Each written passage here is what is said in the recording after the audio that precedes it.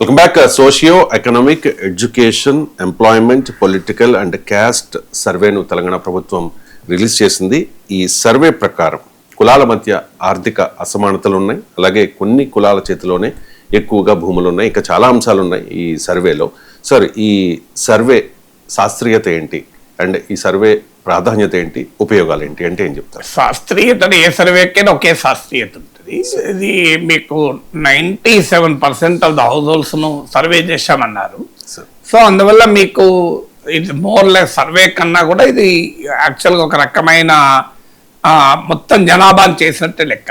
Survey అంటే సాధారణంగా sample ఉంటుంది, బట్ 97% హౌస్ హోల్డ్స్ ను సర్వే చేశామన్నారు.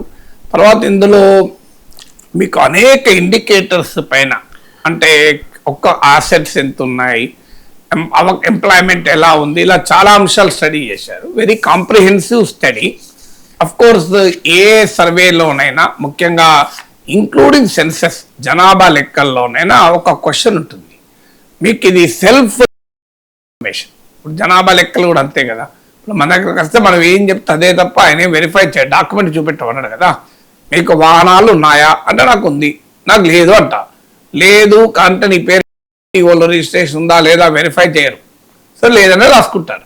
సో అందువల్ల సెల్ఫ్ రిపోర్టెడ్ మీకు ఇన్ఫర్మేషన్ కనుక ఆ ఆథెంటిసిటీ అనేది సవాల్గా ఉంటుంది. ముఖ్యంగా ఇప్పుడు మీకు భూములు ఎన్ని ఉన్నాయని అడుగుతారు, అందరూ పూర్తిగా చెప్తారా, ఈ లిమిటేషన్స్ ఉంటాయి.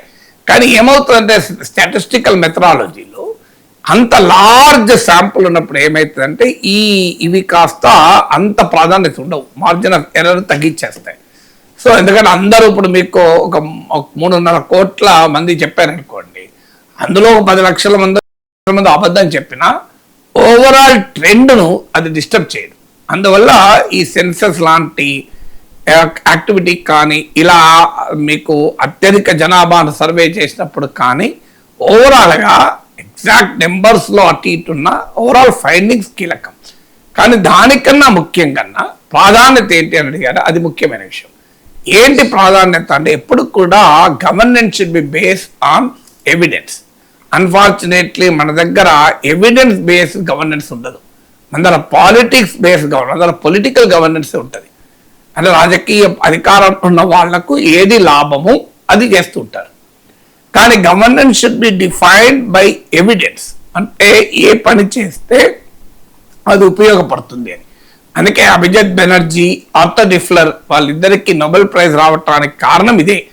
అంటే ర్యాండమైజ్డ్ క్లినికల్ ట్రయల్స్, ఇప్పుడు ఒక మెడిసిన్ రిలీజ్ చేయాలంటే ర్యాండమైజ్డ్ క్లినికల్ ట్రయల్స్ జరుపుతారు అనేక రౌండ్లలో. అంటే దాన్ని ముందు పశువుల పైన ప్రయోగించి, జంతువుల పైన ప్రయోగించి, తర్వాత మనుషుల పైన, వాలంటీర్స్ పైన ప్రయోగించి అప్పటికి కంక్లూజన్కి వస్తారు. సో ఈ ఎకనామిక్స్లో కూడా ర్యాండమైజ్డ్ క్లినికల్ ట్రయల్స్ను అభిజిత్ బెనర్జీ, ఆర్థర్ డిఫ్లర్ ప్రవేశపెట్టారు. దాని ఎవిడెన్స్ బేస్ అప్రోచ్ అని. సో ఆ ఎవిడెన్స్ బేస్ అప్రోచ్, మీకు ఉదాహరణకు వాళ్ళు రాజస్థాన్లో ప్రయోగం చేశారు, మీకు సబ్సిడీ అనేది మంచిదా కాదా అని. సో పిల్లలకు టీకాలు వేయాలి, ముందు పిల్లలకు టీకాలు వేస్తాము అంటూ గ్రామానికి వస్తే కొద్దిమంది మహిళలు ముందుకొచ్చి టీకాలు వేయించారు. రాజస్థాన్ బాగా బ్యాక్వర్డ్ సొసైటీ, అందరు టీకాలకు ముందుకు రాలే. కానీ తర్వాత ఏం చేశారంటే ఎవరైనా తమ బిడ్డలకు టీకాలు వేయించుకుంటే వారికి 2-3 కిలోల కందిపప్పు ఇస్తామని మొదలుపెట్టారు. దాంతో ఎక్కువ మంది వచ్చి టీకాలు వేయించుకున్నారు. ఆ ఎవిడెన్స్ నుంచి ఏం ప్రూవ్ అయింది అంటే ఒక ఇమ్యూనైజేషన్, టీకాలు ఇవ్వడం అనేది సమాజానికి ఉపయోగపడేది కనుక ఆ కుటుంబానికే కాదు, దాని కొరకు సబ్సిడీ ఇచ్చిన తప్పు లేదు అనేది ఎస్టాబ్లిష్ అయింది. దీన్ని ఎవిడెన్స్ బేస్డ్ పబ్లిక్ పాలసీ అంటారు. కానీ మన దగ్గర ఎవిడెన్స్ బేస్డ్ పబ్లిక్ పాలసీ ఉంటుందా? ఉండదు. మీకు ఒక ఉదాహరణ ఇదే సర్వేలో చెప్పారు. It's a very good report. మీకు ఈ సర్వేలో ఏం చెప్పారంటే ఇప్పుడు రైతు భరోసా, అలాగే మీకు ఉచిత విద్యుత్ లాంటి స్కీమ్స్ ఉన్నాయి. కొన్ని వేల కోట్లు దీనికి ప్రభుత్వం ఖర్చు పెడుతుంది. రైతు రుణమాఫీ, రైతు భరోసా, ఉచిత విద్యుత్తు, వీటితో పాటు అనేక స్కీమ్స్. ఎవరం అడిగినా ఇది మంచి స్కీమ్స్ అంటాం. ఎవరైనా ఈవెన్ ప్రతిపక్షాలు ఉన్నాయి. ఎందుకు? రైతులు కష్టాల్లో ఉన్నారు, రైతులకు ఆ సహకారం ఇవ్వాలి అని అంటాం మనం ఎవరమైనా. కానీ ఉచిత బస్సు ట్రాన్స్పోర్ట్ ఉంది, దీనిపైన ఇప్పటికీ చాలా మంది వ్యతిరేకిస్తారు. మీరు గమనించండి. అవసరమా మహిళలకు ఉచిత రవాణా? వాళ్ళని మీములు, జోకులు, కాలక్షేపాలు తిరుగుతున్నట్లు అన్నీ చేశారు. కానీ ఈ సర్వే ఒక వెరీ వెరీ ఇంట్రెస్టింగ్ ఫైండింగ్ పెట్టింది. మీకు రైతు భరోసా, ఉచిత విద్యుత్ లాంటి అగ్రికల్చరల్ స్కీమ్స్ వల్ల బెనిఫిట్ అవుతున్న వాళ్ళలో 15% డెవలప్డ్ కాస్ట్, అంటే కాస్త అభివృద్ధిగా చెందిన కులాల వారు. అది ఓసీలు కావచ్చు, ఈవెన్ బీసీలో కూడా అభివృద్ధి చెందిన కులాలు. మీకు అదే మీకు అప్పర్ కార్డ్ 15% బెనిఫిట్ అవుతున్నారు డెవలప్డ్ కాస్ట్. కానీ షెడ్యూల్ కాస్ట్ 12%. అంటే మీకు రైతు భరోసా, ఉచిత విద్యుత్ లాంటి వ్యవసాయ కార్యక్రమాల వల్ల లాభపడుతున్న లబ్ధిదారుల్లో 15% డెవలప్డ్ కాస్ట్ అయితే 12% షెడ్యూల్ కాస్ట్. మరి ఇందుకు భిన్నంగా ఫ్రీ బస్ ట్రాన్స్పోర్ట్ తీసుకుంటే దాన్ని ఉపయోగించుకుంటున్న వాళ్ళలో 20% షెడ్యూల్ కాస్ట్, 10% మాత్రమే డెవలప్డ్ కాస్ట్. అంటే ఎంత తేడాలో చూడండి మీరు. సో అంతే క్లియర్గా మీకు షెడ్యూల్ కాస్ట్ ఆ ఉచిత బస్ ట్రాన్స్పోర్ట్ వల్ల ఎక్కువ బెనిఫిట్ పొందుతున్నారు. మరి అగ్రికల్చరల్ స్కీమ్స్ వల్ల పొందలేకపోతున్నారు. కారణం ఏంటి అని అడిగితే మోర్ దెన్ 50% దళిత్ ఫ్యామిలీస్కి ల్యాండ్ ఉండదు.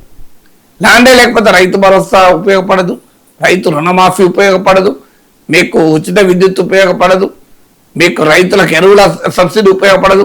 వాళ్ళ ల్యాండ్ లేనప్పుడు ఏది ఉపయోగపడుతుంది?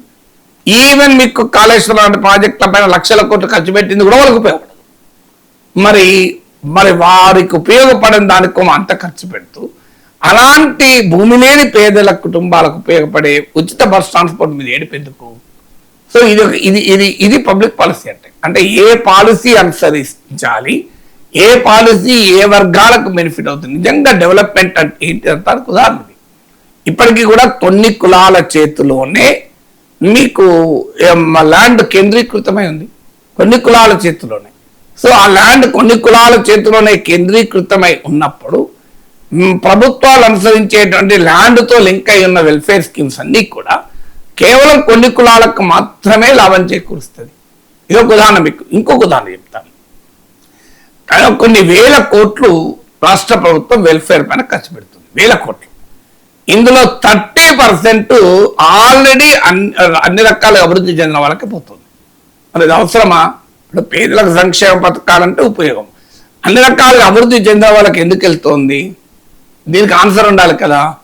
సో అందువల్ల మీకు ఇలాంటివి ఇప్పుడు మీకు చాలా ఉన్నాయి. ఇప్పుడు ఎంతమంది ట్రైబల్స్ ప్రైవేట్ ఎంప్లాయ్మెంట్లో ఉన్నారు? నెగ్లిజిబుల్.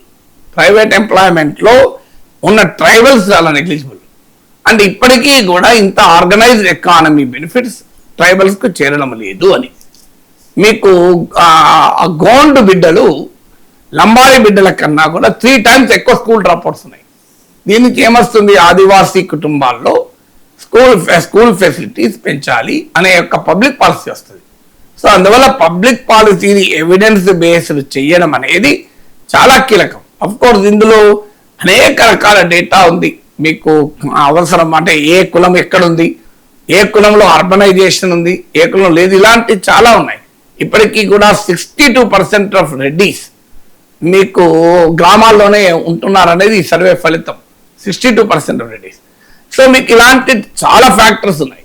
సో అందువల్ల పాయింట్ ఈజ్ ఏంటంటే ఎవిడెన్స్ బేస్డ్, అంటే ఒక పబ్లిక్ పాలసీ టేకప్ చేయడానికి అది ఏ సెక్షన్కి ఉపయోగపడుతుంది, అది ఎలాంటి డెవలప్మెంట్ పాలసీ చేపట్టాలి అన్న దానికి ఇదొక క్లాసిక్ ఎగ్జాంపుల్.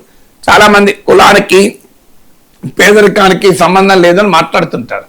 ఇప్పుడు ఇందులో క్లియర్గా వచ్చిందంటే మీకు కులము వెనుకబాటుతనం మధ్య క్లియర్ లింక్ కనబడింది. But Dalits are 3 times more backward.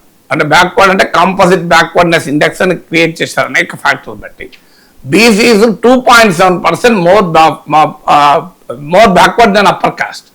Even within the BCs లో కూడా కొన్ని కాస్ట్లే డెవలప్డ్, మిగతా కాస్ట్ డెవలప్డ్ కాదు.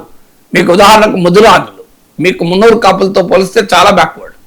సో ముదిరాజులు మీకు అలాగే మీకు ఇలాంటి కొన్ని కులాలు ఉన్నాయి, చాలా ఇప్పటికీ కూడా చాలా బ్యాక్వర్డ్ ఉన్నాయి. సో అందువల్ల కొన్ని కాస్ట్ మోస్ట్ బ్యాక్వర్డ్ కాస్ట్గా ఉన్నాయి.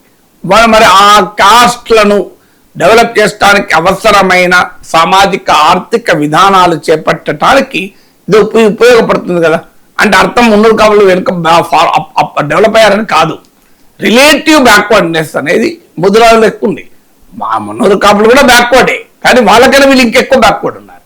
సో ఆ లంబాడీలు బ్యాక్వర్డే, కానీ వాళ్ళు గోండులు లంబాడీలతో పోలిస్తే ఎక్కువ బ్యాక్వర్డ్ ఉన్నారు.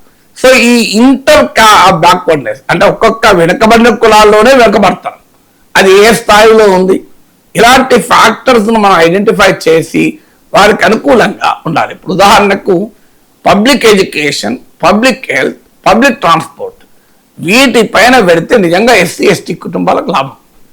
దీనికి తక్కువ ఖర్చు పెట్టి మీరు ల్యాండ్ లింక్డ్ సబ్సిడీస్ ఎక్కువ ఖర్చు పెడితే అవసరమై భూమి ఆధారంగా రైతులకు ఖచ్చితంగా సాయం చేయాల్సిందే. రైతే లేకపోతే మనం అన్నమే తినలేము. కానీ అదే సమయంలో public education, public health, public transport వల్ల భూమి లేని పేదలకు జీవితాలు మారుతాయి. అది వారికి ఉపయోగం కదా. సో అందువల్ల ప్రభుత్వ ప్రియారిటీస్ లో బ్యాలెన్స్, సమతుల్యత ఎలా ఉండాలన్నదానికి ఈ సర్వే లెక్కలు ఉపయోగపడతాయి.